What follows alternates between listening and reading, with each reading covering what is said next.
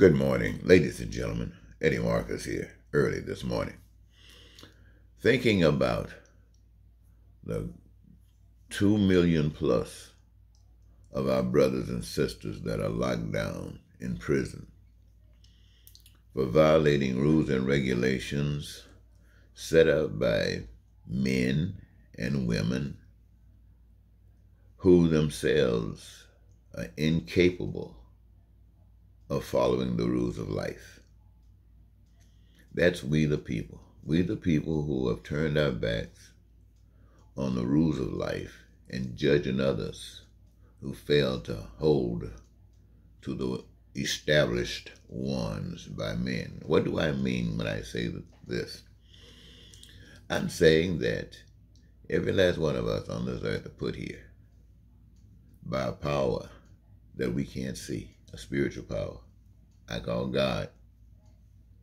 Every last one of us was put on this earth, an earth that was designed that it would accommodate our presence here,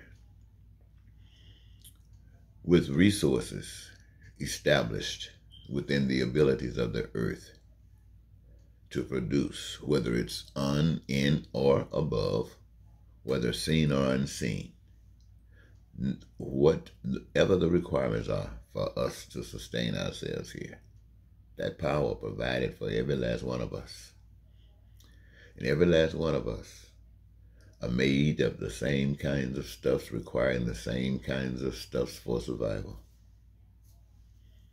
Every last one of us have a gift, something that we love doing, a gift that would allow us to participate, and it does, in the creative process of taking from those resources that have been given, causing a manifestation of all the goods, all of the services that we can imagine, really, especially to meet our needs of food, clothing, shelter, education, healthcare, transportation, and infrastructure, and those other things.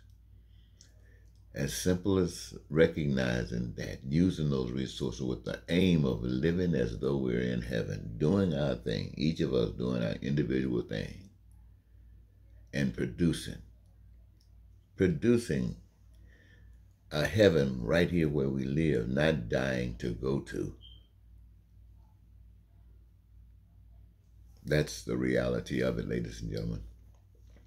By doing that, we're honoring a power we can't see by allowing that power to live in us, with the common goal of peace and prosperity and freedom and joy and the fulfillment of our dreams. Plain and simple. Now, for me to be able to articulate this to you, and you know that everything I've said is true, yet you allow the established teachings by power that has deceived you into believing that some of you are better than others, that some of you deserve better than others, that some of you are smarter than others, that you can make decisions about the lives of others that allow some to live as billionaires and others live in absolute poverty. And you lie, cheat, you steal, you kill, you terrorize, you hate, you're racist, you're bigots, you're all of these things just to maintain the status quo. Now, to a person or to an observation or observer as the one I just shared with you, against what I say is the expressions of humankind all over the world, it makes it seem as though it's nothing but a pure hell. It makes you think that back in the Garden of Eden, though you human beings have been told exactly what I just got through sharing with you, that the world was yours. Follow the power that's within, not the power that was out. And you heard the power that was without according to the story in the book. And that power said, you will not surely die. And it's almost like when you accepted that, through humankind, accepted that through their response. And the statement, see, I told you, you would not surely die, seems as if there was a parallel universe or something of the sort, whether it had to do with a physical state, a mental state, or a spiritual state. or what it had to do with two physical states, but you can only see one at a time, whatever. And it appears that the way out of this hell is to walk according to the truth of life, not as I have just articulated. That was given to me for me, that I could have enough confidence in, that I could follow and I can share with you. But now your path might be a different path, but it will lead right down the same kinds of corridors. In other words, you're going to go through the same kinds of things.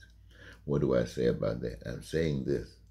Though I have just articulated to you the path to having heaven right here on earth, I'm about the only one within the vicinities of my knowledge that knows anything about it and who pay any attention to it. Because when I share with you, it means nothing. You will go anyway, do anything to avoid.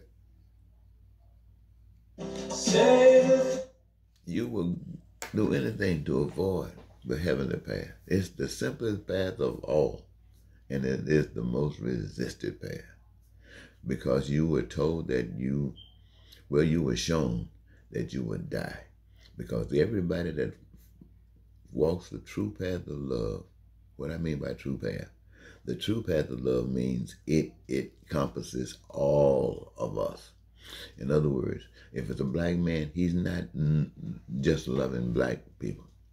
He's loving white people. He's loving other people. In other words, if he left some out and found out that he left them out, then he started loving them. In other words, that means whatever it takes to bring them out of their desperate situation in life, he's committed, she's committed, that person, by that spirit, is committed to do whatever is necessary, except take on the clothing, the actions of the enemy. Won't do that. And what usually happens, they're killed. And that keeps everybody else in line. That's what keeps people from doing and following the truth. They know that you get to follow the truth.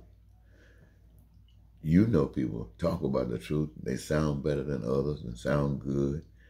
But you know they never truly follow it. There's a limit they will go to, because the system that we live in does not permit you to follow the truth. You follow the truth, they will kill you.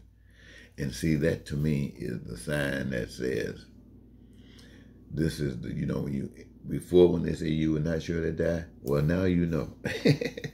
Here's the secret, though. It's like before. You're right back in that heavenliness. Why? Because you gave your life for it. You gave your life for heavenliness. And that's what you deserve, heavenliness. Well, that's just a thought for me. So when I get depressed, sometimes I think about, well, if I lose my life, what is it going to be for? And this, is the world going to be better? Or if I'm staying here, what am I doing to make it better? Or what am I doing just existing another day to eat, taste some bread, breathe some air, and go to bed and wake up and start all over again? Come on now. Is that all life is about? Come on. Well, anyway, I want to thank you so very much, ladies and gentlemen, for giving me just these minutes of your time. And I hope it was entertaining and you perhaps even got something out of it. Until next time, Eddie Marcus saying goodbye.